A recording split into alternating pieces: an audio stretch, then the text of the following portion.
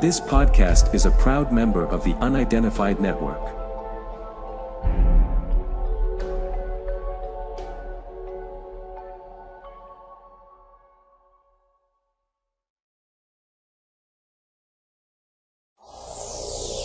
On the Track is a web TV show about cryptozoology, natural history, green issues, and whatever else the team feel like making up as they go along.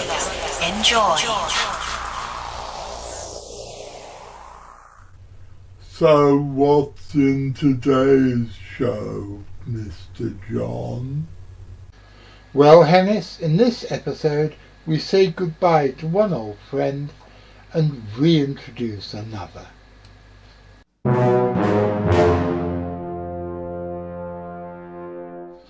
Before we start today's show, I want to give you some bad news. About a week and a half ago, my old friend and sometimes girlfriend and sometimes all sorts of other things, Maxine Pearson, best known to the people who watch this show as Miss Maxine, died of cancer. I've known that this was going to happen since about October, and of course my thoughts and my prayers have been with her every step of the way, and I hoped against hope that it wasn't going to happen. But it did. And my life will never ever be the same. I first met her back in 1997 when I was working for a magazine called Alien Encounters, and they asked me to interview a lady in Essex who did remote viewing. I interviewed her, we got on like house on fire. A few weeks later I was in London and so was she, and the chemistry was even more so in real life than it was on the telephone.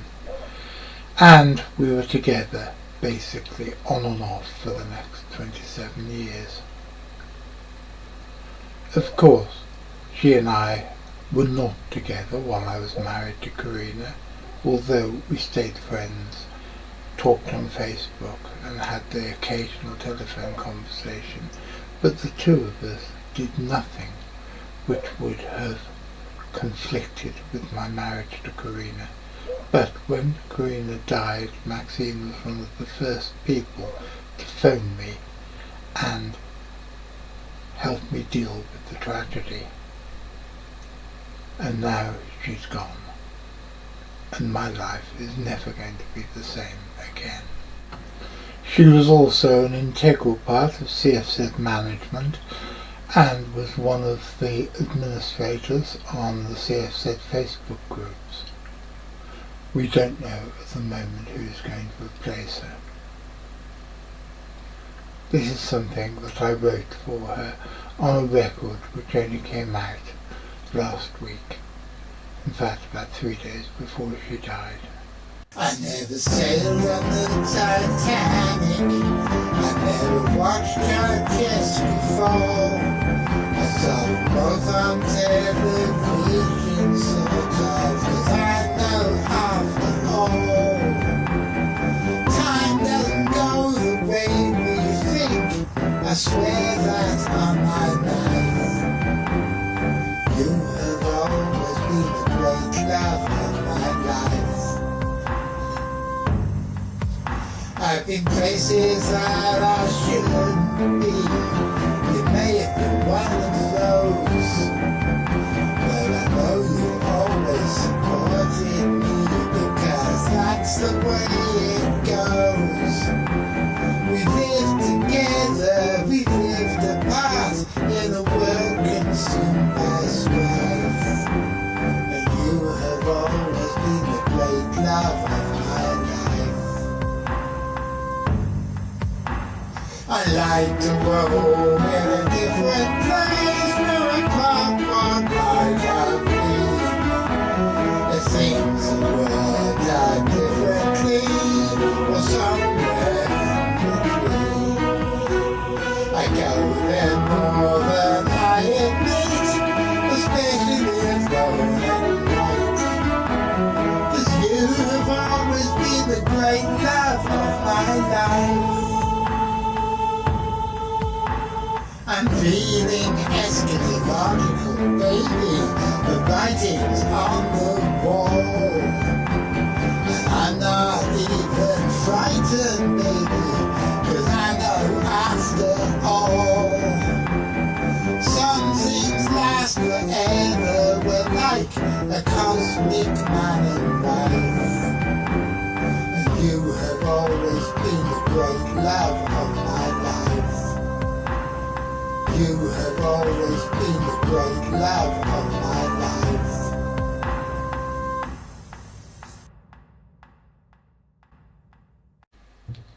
Maxine Pearson, God bless her. And now we're going to get on with the main business of the show, but as I'm sure you can understand, I'm not really in a state to do a normal interview or something. So now we see the return of an old friend of the show, Postman Jim. For decades there's been a cultural trope of the disgruntled postman who, after years of doing a job he hated, finally snaps, climbs the water tower in the middle of the village and starts picking off random strangers with a high-powered assault rifle. Well, that's not going to happen here in Woolsbury. Why? Because, first of all, the postman's very nice, and second of all, there isn't a water tower. But there is Postman Jim. Postman Jim, Postman Jim, Postman Jim, we're wary of him. And now, Postman Jim will reveal the contents of his sack. Here, John, why have you decided to have me back on the show after all these years? Well, basically, Postman Jim, it's because I get quite a lot of letters and emails and messages on Facebook asking me and other members of the CFZ management team questions, and this, I've always thought, would be the obvious place to answer them. So that's why you're back, and it's lovely to have you back on board, Jim. Oh, right, that makes sense. It were twisting my melon, man. So, Postman Jim, what's the first question? So, how does the latest research by Flo Foxon impact your theories of the Loch Ness Monster? Well, Jim, that's not an easy question to answer. I'm very impressed with the work of statistical analysis and data science that Flo Foxon has done, both on the Loch Ness Monster and on Bigfoot. But dealing with the Loch Ness Monster for the moment, her data shows that it's massively unlikely that there is a population of giant eels in Loch Ness. And I agree with her, there isn't the biomass to support them, and there aren't the amount of sightings that one would have imagined if there was. But something which is not covered by her analysis is my theory, which is once or twice in a generation, and forgive me if I sound like the beginning of Buffy the Vampire Slayer here, there is a giant eel in Loch Ness. There are various ways in which an eel might become giant. It is possible that there is a rare recessive gene of gigantism somewhere within the eel population in the lake, but I think it's more likely that for some reason the biological imperative which makes ordinary eels swim all the way down the lake into the sea and then down to the Sargasso Sea, which always amuses me, is in the Bermuda Triangle. Try to see it from my angle. The biological imperative just does not kick in, and for some reason, once in a blue moon, one of these eels who does not go down to the sea to spawn, mate and die, stays in fresh water, carries on eating and gets larger and larger.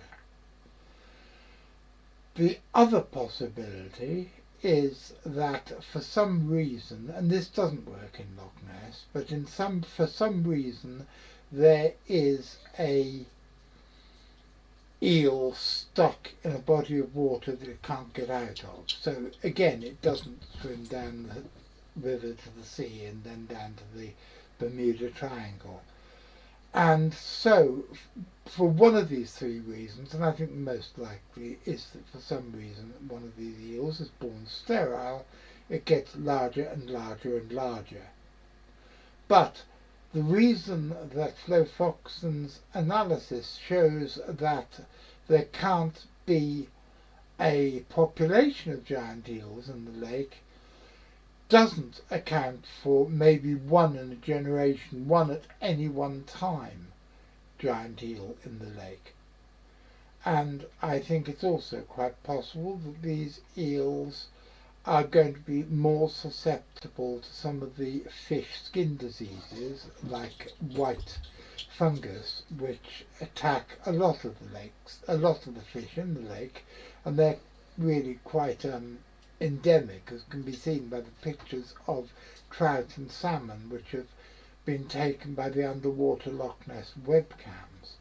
And we have film of at least one eel which looks very much as if it's thrashing around on the surface, dying from the fungus infection, which is basically the white spot fungus which aquarists know and fear and treat with, they used to treat with potassium permanganate, and now have a special fish antibiotic which gets rid of the fungus. An antifungal is an antibiotic to help the fungus be got rid of and the damage which it caused to the skin to be repaired. So that's why I still believe in the giant eel theory, even though Flofoxon's findings would seem to refute it. Bleeding Ada, that's a chuffing good explanation. But here's another for you. Why are you getting so deeply involved in British Bigfoot research when you've always said it couldn't be a flesh and blood creature? Well, this is reasonably straightforward.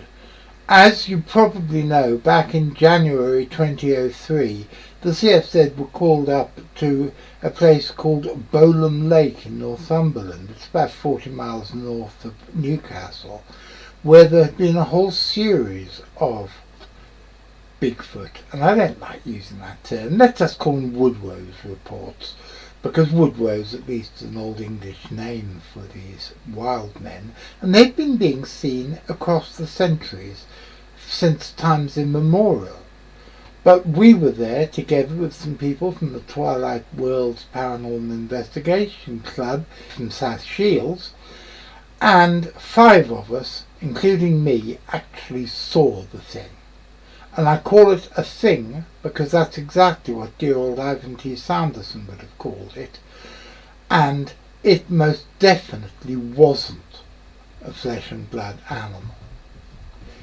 I've always described it as being a very tall, thin, man-shaped object, looking a bit like the fighting robots in the game Doom 2.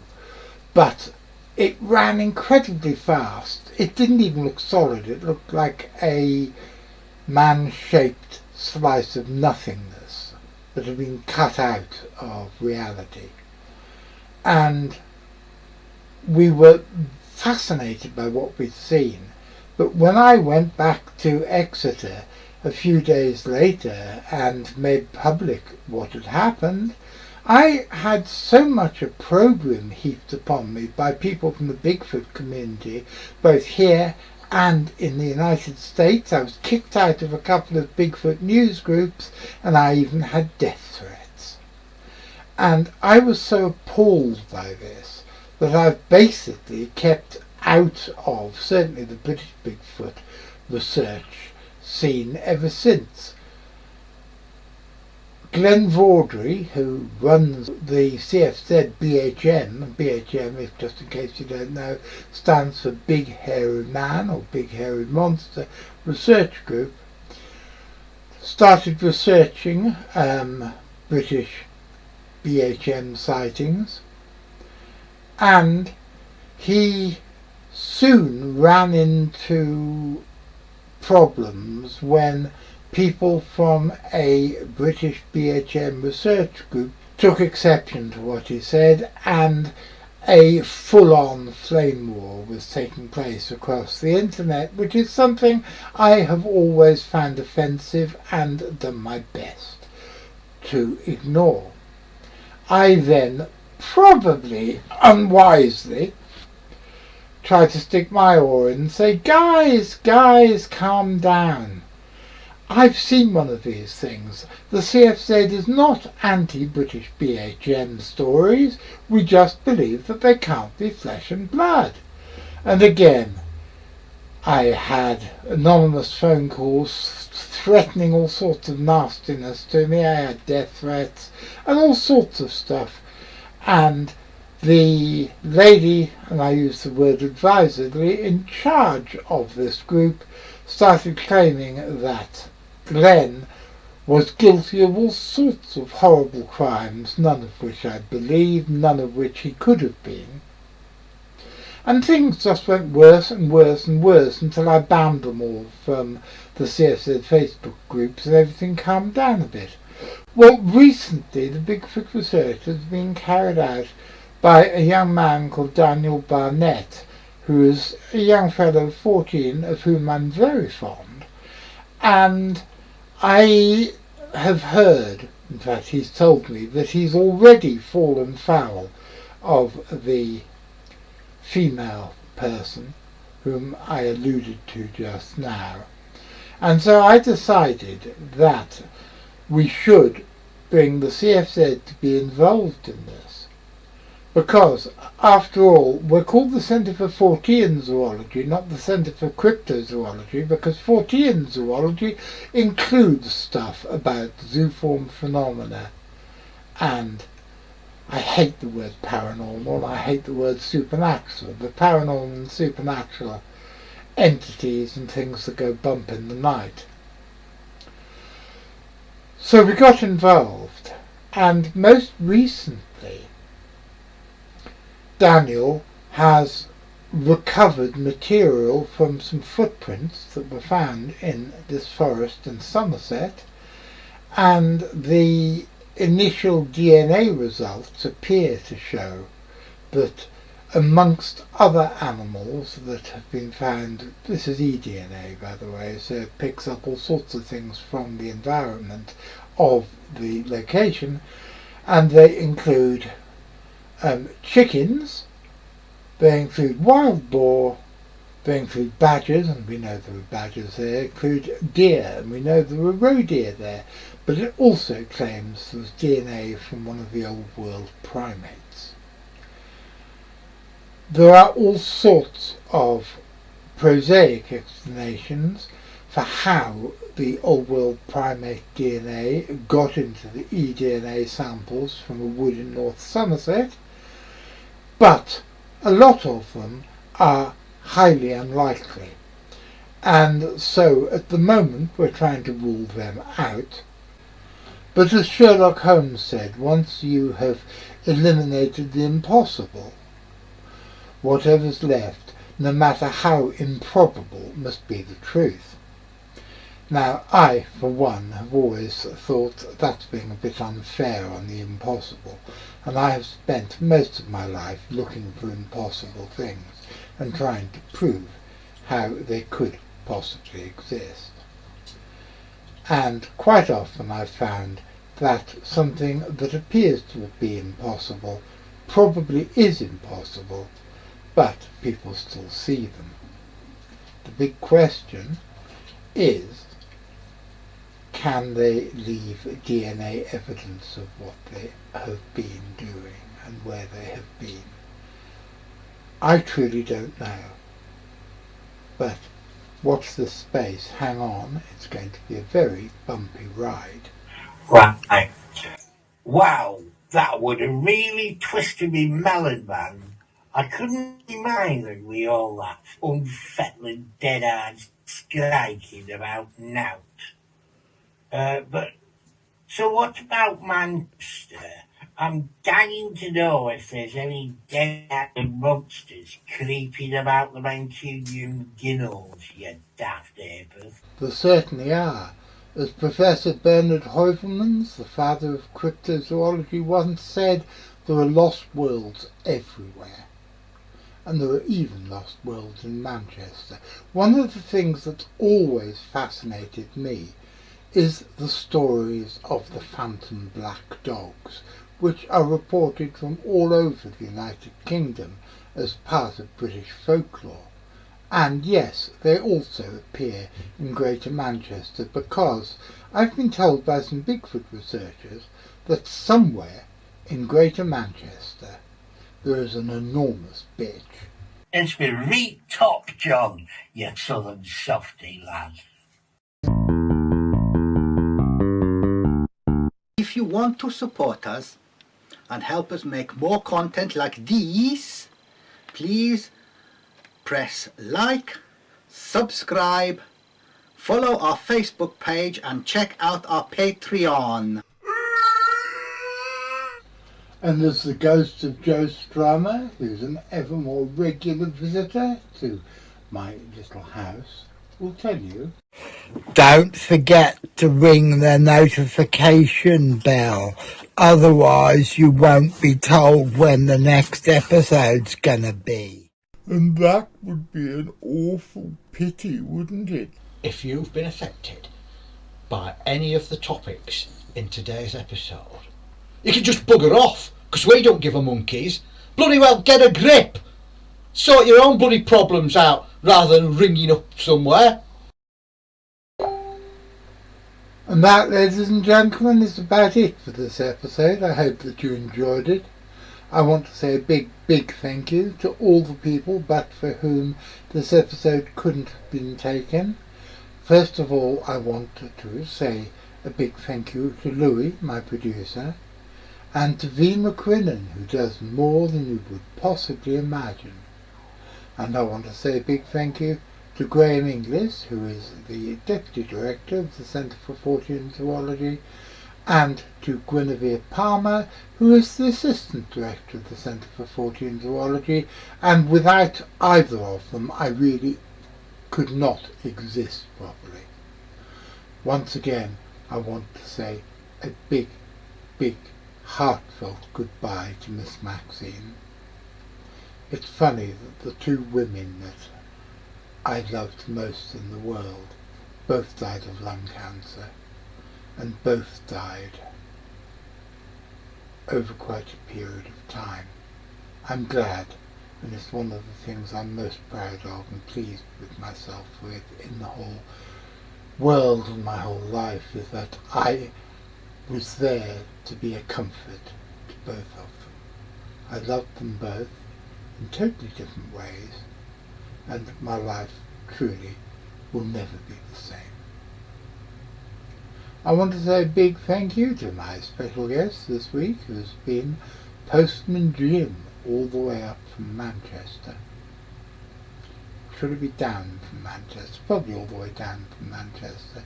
And I am sure he will be back very soon. And so, ladies and gentlemen, I'm going to be back next Wednesday and then again next Saturday. Do you know what I'm going to be talking about? No, I have absolutely no idea, except at some point I will probably be talking about the corpses of some giant tortoises that have been found in a woodland in South Devon. And I will be doing all sorts of things. Are you listening, McCrinnan? Are you listening? Because if I am doing all the stuff I usually do with the show, doing the live chats and the introductions and the exits and everything, and you're going to be there watching me, McCrinnan, then I will be seeing you, and so will Lilith. Bingo.